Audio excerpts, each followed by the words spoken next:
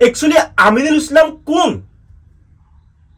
চালা অসমতে আছে, MLA হৈ কোটি কোটি টকা লুণ্ঠন কৰি আছে, ভাৰততে আছে, তাৰ পিছতো পাকিস্তানৰ পক্ষত ইমান ডাঙৰ ঘটনা হৈ গ'ল আৰু আপুনি RSS BJP বুলি কৈ পলিটিকেলত লৈ গৈছে এইবিলাক কথা।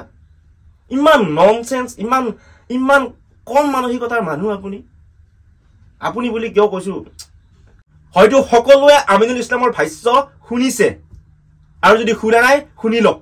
কালি যেটো পেহেলগামত যেটো তাত গুলিবৰ্ষণৰ যেটো ঘটনা হ'ল, ইয়াত সমগ্ৰ ভাৰতত বিজেপিয়ে প্ৰচাৰ কৰি আছে যে তাত সন্ত্ৰাসবাদীয়ে তেওঁলোকক নাম খুদি যদি হিন্দু হয় তেওঁলোকক গুলিয়াইছে, মুছলিম হলে গুলিওৱা নাই। কিন্তু তাৰ যিসকল ভুক্তভোগী তেওঁলোকে আকৌ যেটো বক্তব্য দিছে ইয়াত কোনো কাকো নাম সোধা নাই, আন্ধাৰৰ পৰা তেওঁলোকে গোপনে গুলিবৰ্ষণ কৰিছে। আমাৰ সন্দেহ পুলৱামাত যেটো চক্ৰই 300 কেজি RDX লৈ সেইদিনা বোমা বিস্ফোৰণ কৰি 42 জন CRPF জোৱানক শ্বহীদ কৰিছিল, কালিৰ ঘটনাটো সেই চক্ৰটোৱে কৰিছে।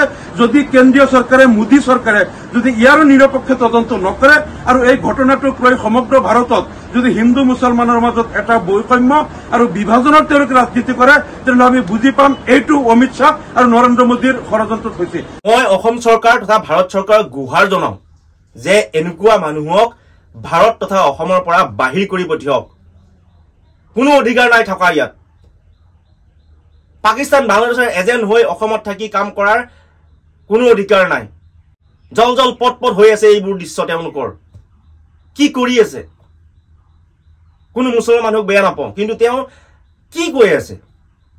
মই অনুৰোধ জনাওঁ চৰকাৰক যে প্ৰথমতে ঘৰত থকা মানুহখিনিক ঠিক কৰক, এটাকৈ চাইড কৰক, খেদাই দিয়ক তেওঁলোকক। দৰকাৰ নাই অসমত থকাৰ, দৰকাৰ নাই ভাৰতত থকাৰ। আমি ইমান দুৰ্বল হৈ গলো নে? আমি নিজক লৈ এতিয়া প্ৰশ্ন হৈছে, ইমান দুৰ্বল হৈ গলো নে?